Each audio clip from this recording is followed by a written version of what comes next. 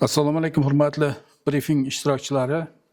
Bugungi brifingda Yangiyer shahar veterinariya va chorvachilikni rivojlantirish bo'limida kadrlar salohiyati va professional rivojlanish, malaka oshirish, tajriba va zamonaviy bilimlar masalalariga bag'ishlanadi. Avvalo ta'kidlash joizki, veterinariya va chorvachilik sohasi mamlakatimiz qishloq xo'jaligining muhim tarmoqlaridan biri hisoblanadi.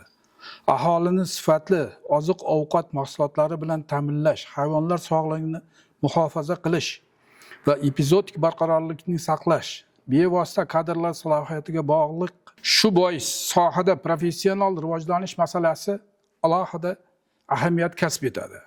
Bugungi kunda globallashuv va raqamli transformatsiya sharoitida har qanday tashkilot muvaffaqiyatining asosiy omili bu kadrlar salohiyatidir.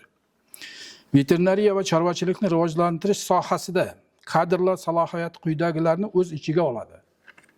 Veterinariya sohasidagi chuqur nazariy bilim, kasalliklarni o'z vaqtida aniqlash va davolash bo'yicha amaliy ko'nikma, profilaktika va vaksinatsiya ishlarini tashkil qilish mahorati, chorvachilikda zootexnik bilim va parvarish madaniyati, sanitariya, gigiyena talablariga rioya qilish hisoblanadi.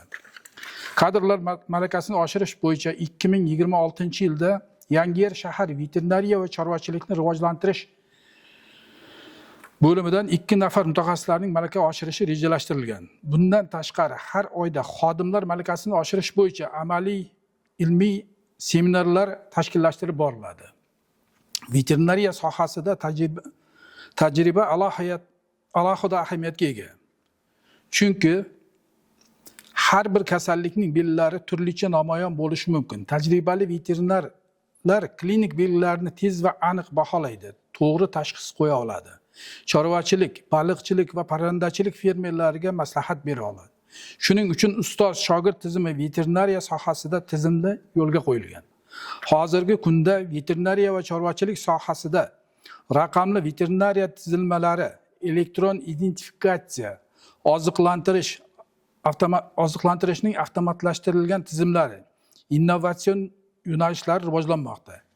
Zamonaviy mutaxassis kompyuter va raqamli dasturlardan foydalanishni bilishi, hisobot va monitoring ishlarini elektron shaklda yuritishi lozim.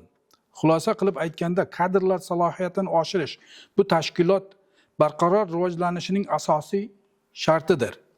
Malaka oshirish ish tajribasi va zamonaviy bilimlarni uyg'unlashtirish orqali malakali raqobatbardosh mutaxassislarni shakllantirish mumkin.